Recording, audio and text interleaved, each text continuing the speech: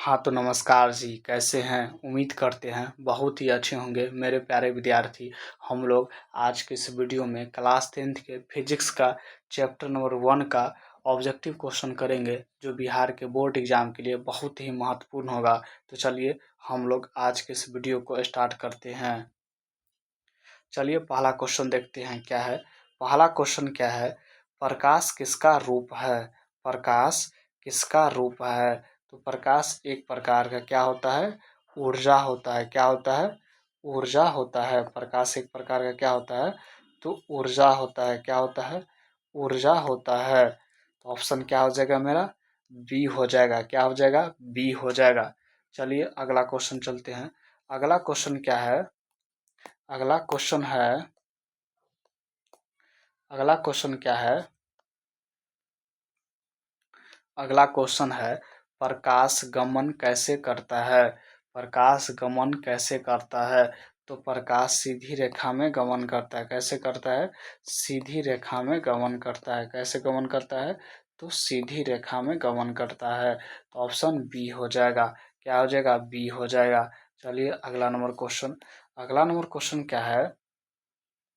अगला number question है, प्रकाश की चाल सबसे अधिक किस माध्यम में होती है? प्रकाश की चाल सबसे अधिक किस माध्यम में होता है? तो प्रकाश की चाल सबसे ज़्यादा किस में होता है? तो निर्वात में होता है। किस में होता है? तो निर्वात में होता है। किस में होता है? निर्वात में होता है। निर्वात में प्रकाश की चाल कितना होता है?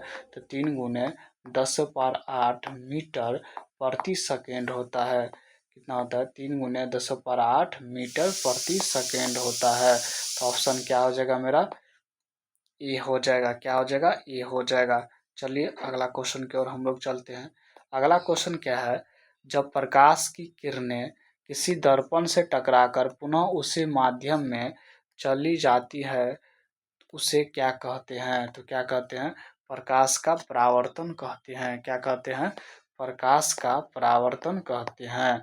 क्या कहते हैं? तो प्रकाश का परावर्तन कहते हैं। क्या कहते हैं? प्रकाश का परावर्तन कहते हैं। तो ऑप्शन क्या हो जाएगा? ऑप्शन क्या हो जाएगा मेरा? बी हो जाएगा। क्या हो जाएगा? बी हो जाएगा। चलिए अगला क्वेश्चन की ओर। अगला क्वेश्चन क्या है, प्रकाश की चाल कितनी होती है? प्रकाश की चाल कितनी होती है? तो प्रकाश की चाल कितना होता है? 3 × 10⁸ मीटर प्रति सेकेंड होता है। कितना होता है? 3 × 10⁸ मीटर प्रति सेकेंड होता है। चलिए अगला क्वेश्चन की ओर। अगला क्वेश्चन क्या है, प्रकाश की चाल सबसे पहले किसने ज्ञात किया? तो प्रकाश की चाल सबसे पहले किसने दिया? तो किसने दिया था? रोमर ने दिया था। किसने दिया था? रोमर ने दिया था। किसने दिया था? तो रोमर ने दिया था। ऑप्शन क्या हो जाएगा मेरा? ऑप्शन क्या हो जाएगा? सी हो जाएगा। क्या हो जाएगा? सी हो जाएगा। चलिए अगला क्वेश्चन, प्रकाश किस प्रकार का तरंग है? प्रकाश किस प्रकार का तरंग है? तो प्रकाश एक प्रकार का अनुप्रस्थ तरंग है। क्या है? अनुप्रस्थ तरंग है। तो ऑप्शन क्या हो जाएगा मेरा? ए हो जाएगा। क्या हो जाएगा? ए हो जाएगा। चलिए अगला नंबर क्वेश्चन। अगला नंबर क्वेश्चन क्या है, जिस वस्तु का अपना प्रकाश होता है उसे क्या कहते हैं? उसे क्या कहते हैं? तो क्या कहते हैं? परदीप्त वस्तु कहते हैं। क्या कहते हैं? परदीप्त वस्तु कहते हैं। तो ऑप्शन क्या हो जाएगा? बी हो जाएगा। क्या हो जाएगा? बी हो जाएगा। चलिए अगला नंबर क्वेश्चन। अगला नंबर क्वेश्चन क्या है, जिस वस्तु का अपना प्रकाश नहीं होता है उसे क्या कहते हैं? तो क्या कहते हैं? अप्रदीप्त वस्तु कहते हैं। क्या कहते हैं? अप्रदीप्त वस्तु कहते हैं। तो ऑप्शन क्या हो जाएगा? ए हो जाएगा। चलिए अगला नंबर क्वेश्चन, वेग किरण पुंज जो एक बिंदु से निकल कर फैलती है उसे क्या कहते हैं? उसे क्या कहते हैं? तो क्या कहते हैं? अपसारी किरण पुंज कहते हैं। क्या कहते हैं? अपसारी किरण पुंज कहते हैं। क्या कहते हैं? अपसारी किरण पुंज कहते हैं। क्या कहते हैं? तो अपसारी किरण पुंज कहते हैं। क्या कहते हैं? तो अपसारी किरण पुंज कहते हैं। तो ऑप्शन क्या हो जाएगा मेरा? बी हो जाएगा। क्या हो जाएगा? बी हो जाएगा। चलिए अगला नंबर क्वेश्चन। अगला नंबर क्वेश्चन क्या है, वैसा किरण पुंज जो भिन्न भिन्न दिशाओं से आकर एक बिंदु पर मिलती है उसे क्या कहते हैं, उसे क्या कहते हैं, तो क्या कहते हैं, अभिसारी किरण पुंज कहते हैं। क्या कहते हैं, अभिसारी किरण पुंज कहते हैं। क्या कहते हैं, अभिसारी किरण पुंज कहते हैं, किरण पुंज कहते हैं। तो ऑप्शन क्या हो जाएगा मेरा, सी हो जाएगा। क्या हो जाएगा, सी हो जाएगा। चलिए अगला नंबर क्वेश्चन, अगला नंबर क्वेश्चन क्या है, वैसा किरण पुंज जो एक दूसरे के समांतर जाता है उसे क्या कहते हैं, वैसा किरण पुंज जो एक दूसरे के समांतर जाता है क्या कहते हैं, तो क्या कहते हैं, समांतर, समांतर किरण पुंज कहते हैं। क्या कहते हैं, समांतर किरण पुंज कहते, समांतर किरण पुंज कहते हैं। तो ऑप्शन क्या हो जाएगा, ए हो जाएगा। ऑप्शन ए हो जाएगा।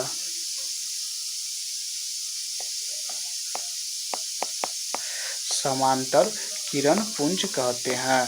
क्या कहते हैं, समांतर किरण पुंज कहते हैं, समांतर किरण पुंज कहते हैं। तो ऑप्शन क्या हो जाएगा, ए हो जाएगा।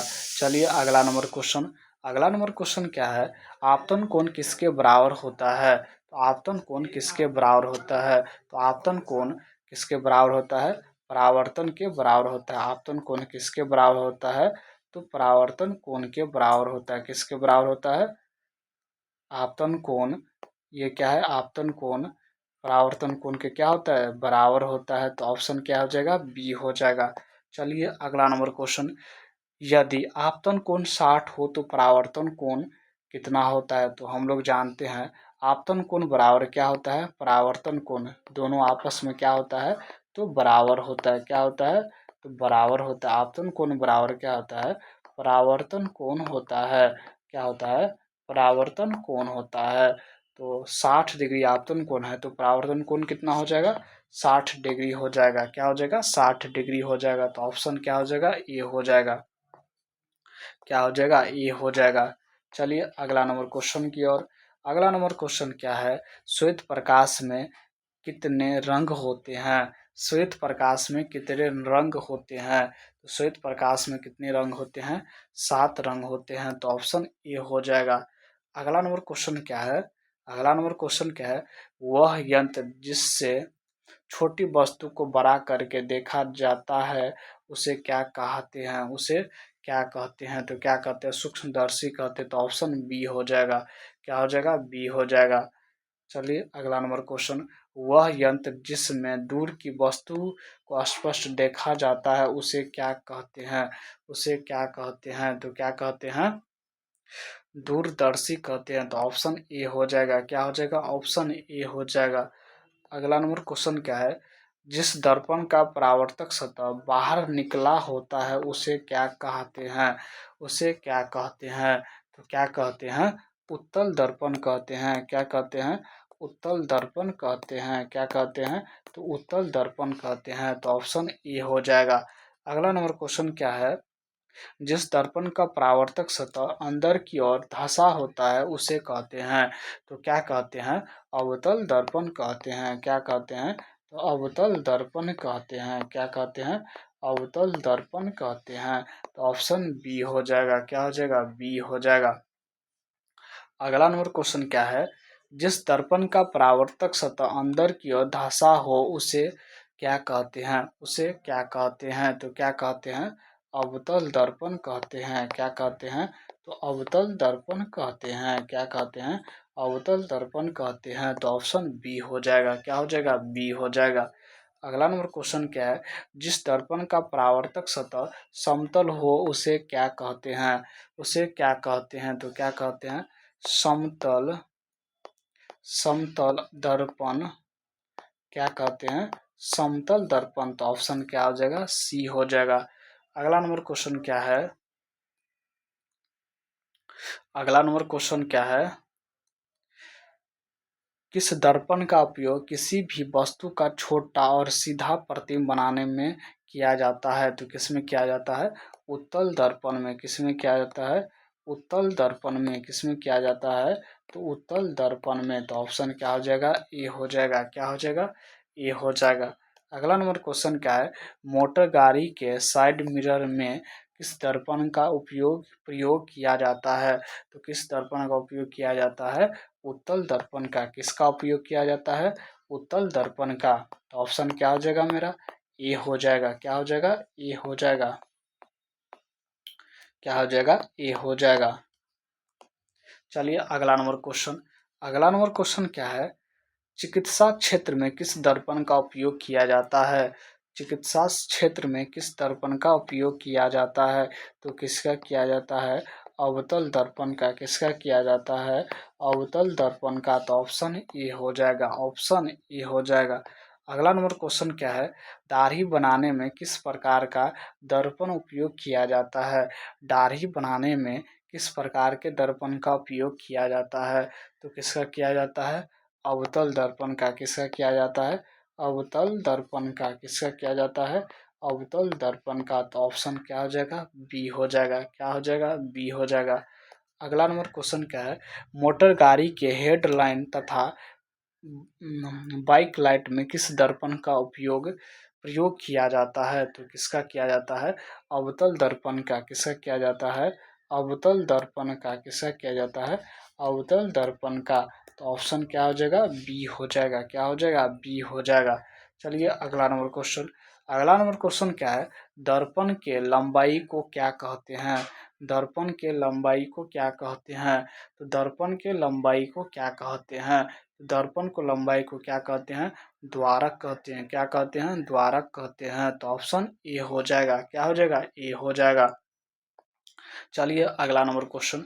अगला नंबर क्वेश्चन क्या है, वह रेखा जो वक्ता केंद्र और ध्रुव से होकर गुजरता है उसे क्या कहते हैं? तो उसे क्या कहते हैं? तो क्या कहते हैं? प्रधान अक्ष कहते हैं। क्या कहते हैं? प्रधान अक्ष या मुख्य अक्ष कहते हैं। क्या कहते हैं? प्रधान अक्ष या मुख्य अक्ष कहते हैं। मुख्य अक्ष कहते हैं। मुख्य अक्ष कहते हैं। तो ऑप्शन क्या हो जाएगा? ए हो जाएगा। क्या हो जाएगा? ए हो जाएगा। चलिए अगला नंबर क्वेश्चन। अगला नंबर क्वेश्चन क्या है, वक्ता केंद्र और ध्रुव के मध्य में जो बिंदु होता है उसे क्या कहते हैं? उसे क्या कहते हैं? तो क्या कहते हैं? फोकस दूरी कहते हैं। क्या कहते हैं? फोकस दूरी कहते हैं। क्या कहते हैं? तो फोकस दूरी कहते हैं। क्या कहते हैं? फोकस दूरी कहते हैं। तो ऑप्शन ए हो जाएगा। क्या हो जाएगा? ए हो जाएगा। चलिए अगला नंबर क्वेश्चन। अगला नंबर क्वेश्चन क्या है, अवतल दर्पण में जब वस्तु अनंत पे हो तो वस्तु का प्रतिबिंब कहाँ बनेगा? वस्तु का प्रतिबिंब कहाँ बनेगा? जब वस्तु को अनंत पर रखते हैं तो प्रतिबिंब कहाँ पर बनता है? तो फोकस पर बनता है। कहाँ पर बनता है? फोकस पर बनता है। कहाँ पर बनता है? फोकस पर बनता है। तो ऑप्शन बी हो जाएगा। क्या हो जाएगा? बी हो जाएगा। क्या हो जाएगा? बी हो जाएगा। चलिए अगला नंबर क्वेश्चन। अगला नंबर क्वेश्चन क्या है, अवतल दर्पण में जब वस्तु वक्ता केंद्र पर स्थित हो तो उसका प्रतिबिंब कहाँ बनेगा? उसका प्रतिबिंब कहाँ बनेगा? तो कहाँ बनेगा? वक्ता केंद्र पर ही बनेगा। तो ऑप्शन डी डी हो जाएगा। क्या हो जाएगा? डी हो जाएगा। क्या हो जाएगा? डी हो जाएगा। चलिए अगला नंबर क्वेश्चन की ओर हम लोग चलते हैं। अगला नंबर क्वेश्चन क्या है, उत्तल दर्पण में किस प्रकार के दर्पण बनता है?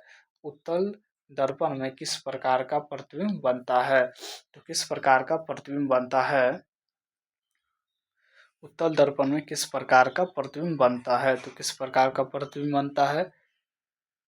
सीधा और छोटा। तो ऑप्शन ए हो जाएगा। चलिए अगला नंबर क्वेश्चन, अवतल दर्पण में कैसा प्रतिबिंब बनता है? अवतल दर्पण में कैसा प्रतिबिंब बनता है? तो कैसा प्रतिबिंब बनता है? अवतल दर्पण में कैसा प्रतिबिंब बनता है? तो अवतल दर्पण में बड़ा प्रतिबिंब बनता है और उल्टा होता है। क्या होता है? बड़ा प्रतिबिंब और उल्टा होता है। ऑप्शन डी हो जाएगा। क्या हो जाएगा? डी हो जाएगा।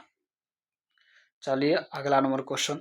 अगला नंबर क्वेश्चन है, किसी बिंदु से चलने वाली प्रकाश की किरणें दर्पण से परावर्तन के बाद जिस बिंदु पर मिलती है उसे क्या कहते हैं? उसे क्या कहते हैं? तो क्या कहते हैं? वास्तविक बिंदु कहते हैं। क्या कहते हैं? वास्तविक बिंदु कहते हैं। क्या कहते हैं? वास्तविक प्रतिबिंब कहते हैं। क्या कहते हैं? तो वास्तविक प्रतिबिंब कहते हैं। तो ऑप्शन ए हो जाएगा। क्या हो जाएगा? ए हो जाएगा। अगला नंबर क्वेश्चन क्या है? किसी बिंदु से चलने वाली प्रकाश की किरणें दर्पण से परावर्तन के बाद जिस बिंदु पर मिलती हुई मालूम पड़ती है उसे क्या कहते हैं? उसे क्या कहते हैं? उसे क्या कहते हैं? काल्पनिक प्रतिबिंब कहते हैं। क्या कहते हैं? काल्पनिक प्रतिबिंब कहते हैं। क्या कहते हैं? तो काल्पनिक प्रतिबिंब कहते हैं। ऑप्शन क्या हो जाएगा? बी हो जाएगा। क्या हो जाएगा? बी हो जाएगा। चलिए अगला नंबर क्वेश्चन। अगला नंबर क्वेश्चन क्या है? वास्तविक प्रतिबिंब कैसा होता है? तो वास्तविक प्रतिबिंब कैसा होता है? तो वास्तविक प्रतिबिंब हमेशा कैसे होता है? उल्टा होता है। कैसे होता है? तो उल्टा होता है। चलिए अगला नंबर क्वेश्चन। अगला नंबर क्वेश्चन क्या है? काल्पनिक प्रतिबिंब कैसा होता है? काल्पनिक प्रतिबिंब कैसा होता है? तो काल्पनिक प्रतिबिंब हमेशा कैसे होता है? तो सीधा होता है। कैसे होता है? सीधा होता है। ऑप्शन ए हो जाएगा। क्या हो जाएगा? ए हो जाएगा। अगला नंबर क्वेश्चन क्या है? उत्तल दर्पण की फोकस दूरी कैसी होती है? उत्तल दर्पण की फोकस दूरी कैसी होती है? तो क्या होता है? धनात्मक होता है। क्या होता है? धनात्मक होता है। कैसा होता है? धनात्मक होता है। तो ऑप्शन क्या हो जाएगा? ए हो जाएगा। क्या हो जाएगा? ए हो जाएगा। चलिए अगला नंबर क्वेश्चन। अगला नंबर क्वेश्चन क्या है? अवतल दर्पण की फोकस दूरी कैसी होती है? अवतल दर्पण की फोकस दूरी कैसी होती है? तो अवतल दर्पण का फोकस दूरी कैसे होता है? तो निगेटिव होता है। तो माइनस ऋणात्मक होता है। तो ऑप्शन बी हो जाएगा। अगला नंबर क्वेश्चन क्या है? दर्पण का सूत्र क्या होता है? तो दर्पण का सूत्र क्या होता है? 1/v प्लस 1/u बराबर 1/f होता है। तो ऑप्शन क्या हो जाएगा मेरा? ऑप्शन क्या हो जाएगा? ए हो जाएगा। क्या हो जाएगा? ए हो जाएगा। चलिए अगला नंबर क्वेश्चन। अगला नंबर क्वेश्चन क्या है? क्या समतल दर्पण में बने प्रतिबिंब को पर्दे पर उतार सकते हैं? क्या समतल दर्पण में बने प्रतिबिंब को पर्दे पर उतार सकते हैं? तो नहीं, समतल दर्पण में बने प्रतिबिंब को पर्दे पर हम लोग नहीं उतार सकते हैं। तो ऑप्शन क्या हो जाएगा? बी हो जाएगा। चलिए अगला नंबर क्वेश्चन। किस दर्पण में बड़ा प्रतिबिंब बनता है? किस दर्पण में बड़ा प्रतिबिंब बनता है? तो किसमें बनता है? अवतल दर्पण में। किसमें बनता है? अवतल दर्पण में। तो ऑप्शन सी हो जाएगा। अगला नंबर क्वेश्चन क्या है? किस दर्पण में वास्तविक प्रतिबिंब नहीं बनता है? किस प्रकार के दर्पण में वास्तविक प्रतिबिंब नहीं बनता है? तो किसमें नहीं बनता है? समतल दर्पण में नहीं बनता है। किसमें नहीं बनता है? समतल दर्पण में नहीं बनता है। किसमें नहीं बनता है? समतल दर्पण में नहीं बनता है। समतल दर्पण में नहीं बनता है। ऑप्शन ए हो जाएगा। अगला नंबर क्वेश्चन क्या है? निम्नलिखित में से कौन उत्तल दर्पण की फोकस दूरी है जिसकी वक्रता त्रिज्या इतना है? तो फोकस दूरी एफ बराबर फॉर्मूला क्या होता है? r/2 होता है। तो वक्रता त्रिज्या कितना दिया है? 32 सेंटीमीटर दिया है। बट्टे कितना हो जाएगा? 2 हो जाएगा। तो 16 दूनी के क्या हो जाएगा? 32 हो जाएगा। तो कौन सा दर्पण है? उत्तल दर्पण। तो उत्तल दर्पण का फोकस दूरी क्या होता है? तो हमेशा पॉजिटिव होता है। क्या होता है? हमेशा पॉजिटिव होता है। तो ऑप्शन क्या हो जाएगा मेरा? सी हो जाएगा। क्या हो जाएगा? सी हो जाएगा। चलिए अगला नंबर क्वेश्चन। अगला नंबर क्वेश्चन क्या है? गोलीय दर्पण में फोकस एवं वक्रता त्रिज्या के बीच संबंध है। तो एफ बराबर क्या होता है? r/2 होता है। r बराबर क्या हो जाएगा? 2f हो जाएगा। क्या हो जाएगा? r बराबर 2f हो जाएगा। तो ऑप्शन क्या हो जाएगा? ए हो जाएगा। चलिए अगला नंबर क्वेश्चन। अगला नंबर क्वेश्चन क्या है? सर्च लाइट का परावर्तक सतह होता है। तो सर्च लाइट का परावर्तक सतह क्या होता है? तो अवतल दर्पण होता है। क्या होता है? अवतल दर्पण होता है। क्या होता है? अवतल दर्पण होता है। ऑप्शन सी हो जाएगा। क्या हो जाएगा? सी हो जाएगा। अगला नंबर क्वेश्चन क्या है? किस दर्पण में केवल आभासी प्रतिबिंब बनेगा? किस दर्पण में केवल आभासी प्रतिबिंब बनेगा? तो किस प्रकार के दर्पण में केवल आभासी प्रतिबिंब बनता है? समतल समतल तथा उत्तल में कैसे बनता है? समतल तथा उत्तल में। तो ऑप्शन क्या हो जाएगा? डी हो जाएगा। क्या हो जाएगा? डी हो जाएगा। अगला नंबर क्वेश्चन क्या है? समतल दर्पण में प्रतिबिंब की प्रकृति क्या होती है? तो समतल दर्पण में प्रतिबिंब की प्रकृति कैसी होती है? आभासी आभासी तथा बराबर होता है। क्या होता है? आभासी तथा बराबर होता है। तो ऑप्शन डी हो जाएगा। क्या हो जाएगा? डी हो जाएगा। चलिए अगला नंबर क्वेश्चन। अगला नंबर क्वेश्चन चलते हम लोग। अगला नंबर क्वेश्चन है, गोलीय दर्पण की फोकस दूरी उसकी वक्रता त्रिज्या से क्या होती है? उसकी वक्रता त्रिज्या से क्या होती है? तो आधी होती है। एफ बराबर क्या होता है? R/2 होता है। क्या होता है? R/2 होता है। तो फोकस दूरी उसकी वक्रता त्रिज्या से क्या होती है? आधी होती है। क्या होती है? आधी होती है।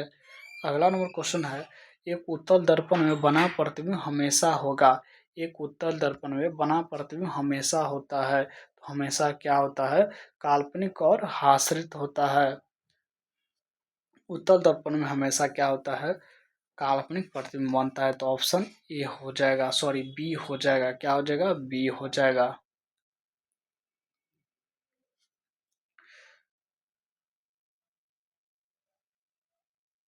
चलिए अगला नंबर क्वेश्चन। अगला नंबर क्वेश्चन क्या है? ईंट है। ईंट क्या है? एक प्रकार का अपारदर्शी अपारदर्शी पदार्थ है। क्या है? अपारदर्शी पदार्थ है। तो ऑप्शन सी हो जाएगा। अगला नंबर क्वेश्चन क्या है?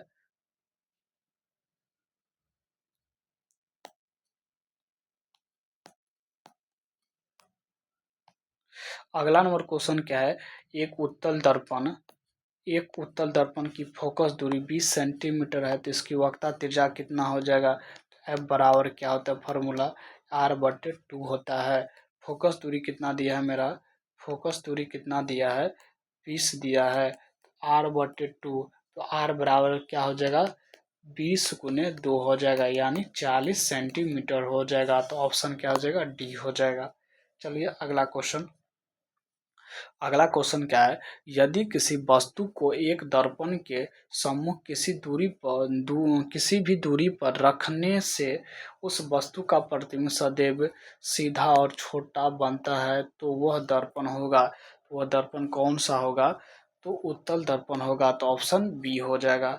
अगला नंबर क्वेश्चन क्या है? उत्तल दर्पण से प्रतिबिंब सदैव बनता है। तो उत्तल दर्पण से प्रतिबिंब हमेशा कैसे बनता है? उत्तल दर्पण से प्रतिबिंब सदैव बनता है। तो सदैव कहाँ बनता है? ध्रुव तथा फोकस के बीच। तो ऑप्शन सी हो जाएगा। क्या हो जाएगा? सी हो जाएगा। अगला नंबर क्वेश्चन क्या है? किसी वस्तु को हम तभी देख पाते हैं जब वस्तु प्रकाश को क्या करता है? तो परावर्तित करता है। तो ऑप्शन बी हो जाएगा। क्या हो जाएगा? बी हो जाएगा। चलिए अगला नंबर क्वेश्चन। अगला नंबर क्वेश्चन क्या है? प्रकाश एक है, तो प्रकाश एक प्रकार का क्या होता है? ऊर्जा होता है। अगला क्वेश्चन क्या है? अगला क्वेश्चन है, किसी वस्तु का अवतल दर्पण द्वारा बना प्रतिबिंब आभासी सीधा तथा वस्तु से बड़ा पाया गया, तो वस्तु की स्थिति कहाँ होनी चाहिए? वस्तु की स्थिति कहाँ होनी चाहिए? तो वस्तु की स्थिति कहाँ होनी चाहिए? दर्पण के ध्रुव तथा मुख्य फोकस के बीच। तो ऑप्शन क्या हो जाएगा? डी हो जाएगा। क्या हो जाएगा? डी हो जाएगा। अगला नंबर क्वेश्चन क्या है? निम्नलिखित में किस दर्पण द्वारा किसी वस्तु का वास्तविक प्रतिबिंब बनता है? तो किसके द्वारा बनता है? अवतल दर्पण द्वारा। चलिए अगला नंबर क्वेश्चन। अगला नंबर क्वेश्चन क्या है? उत्तल दर्पण द्वारा बना प्रतिबिंब होता है। उत्तल दर्पण द्वारा बना प्रतिबिंब होता है। तो उत्तल दर्पण द्वारा बना प्रतिबिंब हमेशा क्या होता है? सीधा होता है। क्या होता है? सीधा होता है। तो ऑप्शन क्या हो जाएगा? ए हो जाएगा। चलिए अगला क्वेश्चन। जिस सॉरी जिन पदार्थ से होकर प्रकाश पूर्ण रूपेण निकल जाता है उसे कहते हैं। तो क्या कहते हैं? पारदर्शी पदार्थ कहते हैं। तो ऑप्शन डी हो जाएगा। क्या हो जाएगा? डी हो जाएगा। अगला नंबर क्वेश्चन। जिस सतह से टकरा कर प्रकाश जिस सतह से टकराकर अपने माध्यम में ही लौटता है उसे क्या कहते हैं? उसे क्या कहते हैं?